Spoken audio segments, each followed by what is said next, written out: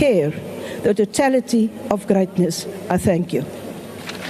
Thank you, Honourable Member. Honourable J. Malema.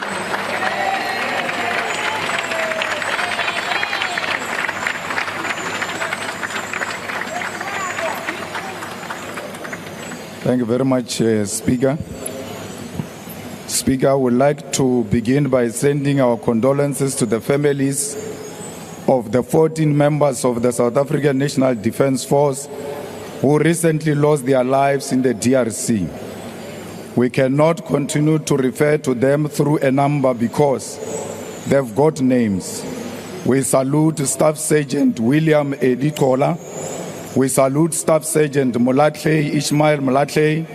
We salute Staff Sergeant Swatani Theophilus Seepe, Corporal Matumi Justice Malesa, Corporal Renae Namavulani, Lance Bombardier Itumeleng McDonald Moreo, Lance Corporal Zeke Moffat Molapo, Lance Corporal Metzi Stensley Rashishi, Rifleman Svatani Richard Chokwe, Rifleman Derek Maluleke, Rifleman Tsidiso Andres Mabele, Rifleman Calvin Louis Moari, Rifleman Muketi Joseph Mobe, Private Peter Jacobus Strido.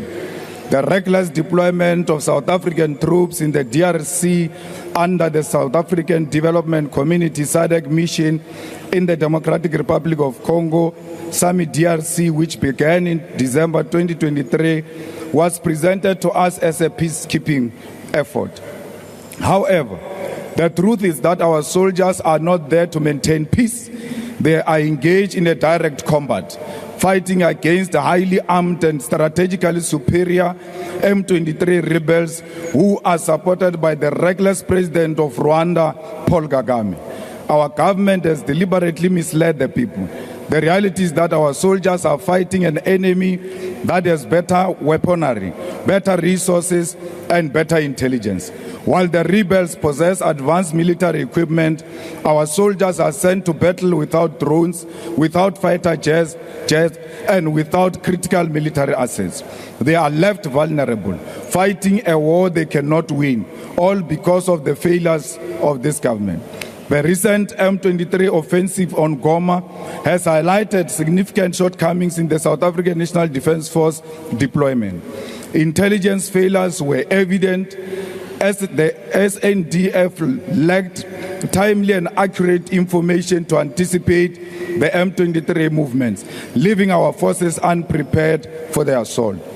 Coordination between the South African National Defence Force, regional allies, and the Congolese military was inadequate, leading to a fragmented response and over-reliance on local forces that quickly collapsed under pressure. The SNDF response can also be criticized for its sluggishness, allowing M23 to seize strategic positions before effective action was taken. Political considerations were often overshadowed military necessities, limiting our forces' effectiveness. Leadership on the ground also failed to provide clear directives, resulting in disorganized retreats and unprepared casualties. These issues culminated in tragic losses. For over a decade, we have watched as the South African National Defence Force has been systematically weakened. Budget cuts have crippled our military ability to function effectively. Aircrafts and helicopters that should provide air cover for our troops are grounded due to lack of maintenance. The government has neglected its duty to ensure that our soldiers are adequately prepared and equipped for combat. This is despite the fact that this deployment has cost our government 2.3 billion since it began.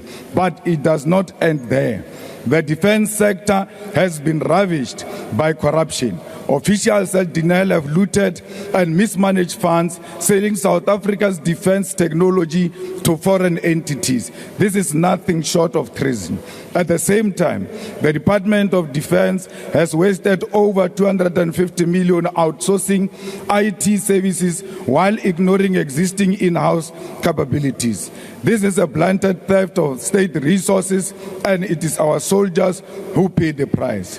We must be clear, the deployment of our troops in the DRC is not about achieving peace. It is about sacrificing our soldiers for war that has no end in sight. This government continues to send them to die in foreign land, and when they do, their bodies are not even repatriated with the dignity they deserve. We are still waiting for the bodies, even after the Chief of Defense said the bodies will come the following day. The South African National Defence Force soldiers who passed away in the last few weeks have still not arrived home, with several delays being blamed, which is unacceptable. The families of these fallen soldiers are left waiting, grieving and struggling for answers. Our troops be brought home immediately. We cannot allow more lives to be lost in a senseless conflict while corrupt politicians continue to loot and mismanage our defense resources. Bring them back home now.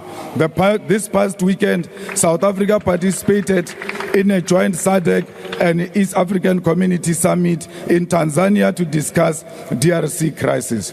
We agree that there must be ceasefire, and we agree that the chiefs of the military must come together to create a clear passage of the ceasefire. Re role now baetapele ba ANC le rekisitse bana ba rena le re tsegisha ka matekere. Thank you. RN Xebekhulu.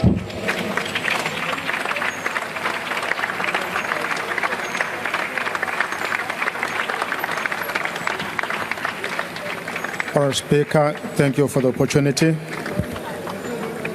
The Inkatha Freedom Party is profoundly saddened by the tragic loss of 14 courageous soldiers in the Democratic Republic of Congo. We extend our deepest condolences to their families, loved ones, and the entire South African National Defence Force. The IFP recognizes the vital role the SNDF plays in safeguarding peace and stability, both within South Africa and across the region. We commend their unwavering dedication to protecting our continent and fostering peace in the DRC.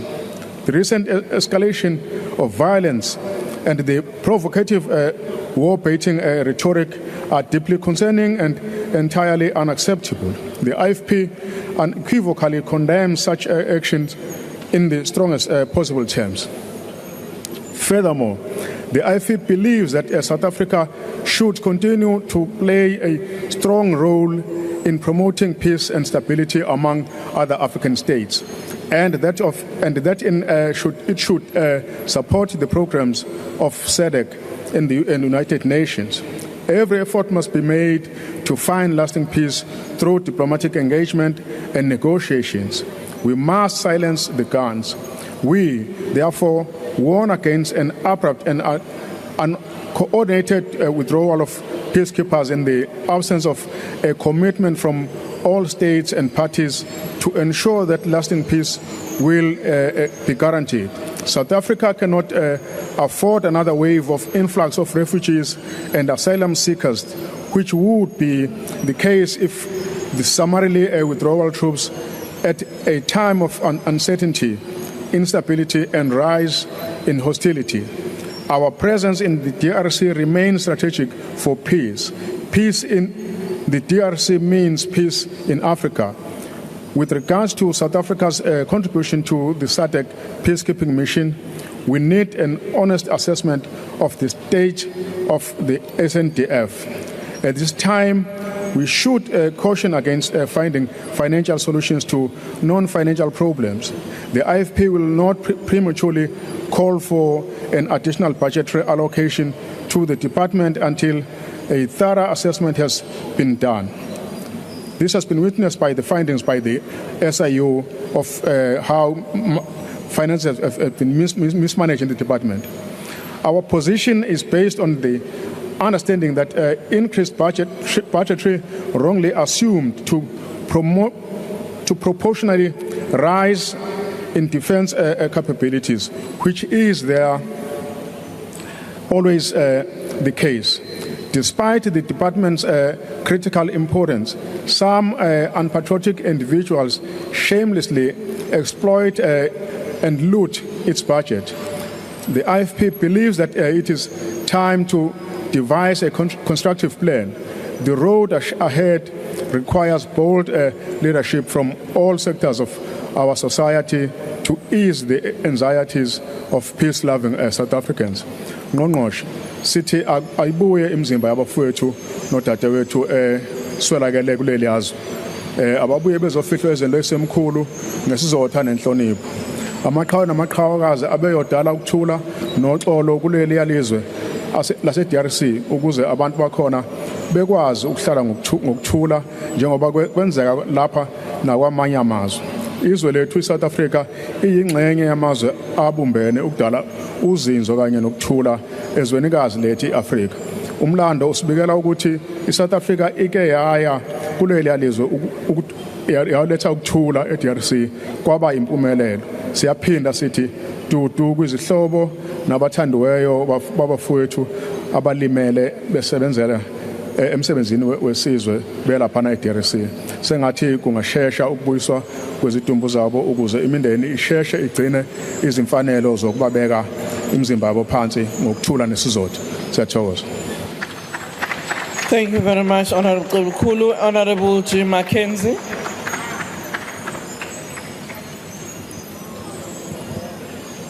Honorable Speaker, from the Patriotic Alliance, we just want to give our deepest and most sincerest condolences to the families. But Speaker, I think this House, all of us, need to do some soul searching. We cannot be leaders. We are busy debating here while our soldiers are not back. The families of the ones that died must now watch on TV, hoping to get some information. There was no rush for this debate. This debate could have been moved until we got our fallen soldiers back, and then we can come here and speak about this. Speaker, this is not the time to point fingers. We have been humiliated. We have been humiliated. We have been humiliated. And we must teach people, when you kill a South African, there's consequences. We are sitting with the highest youth unemployment in the world. Let us use this opportunity and call for conscription, Honorable President, and bring our young people and train them. And while we train them, let us go and teach M23 a lesson. Let us go and kill those that killed our soldiers. I don't know, Speaker. These ones are talking a lot here. We need soldiers. You call yourself Commissar, you call yourself CIC, we need you there. There's people that we need you to go fight. We are tired here in Parliament of toy soldiers. We want, this is war. People are dying. You are calling yourself titles here. Go and fight. I will be one of the first to join the battalion to go and fight. Let us go and get our people, and you must follow me. Let's go and fight real fights, not this fake names of the army. I salute you. Thank you very much. Thank you, Honorable the Minister of Correctional Services.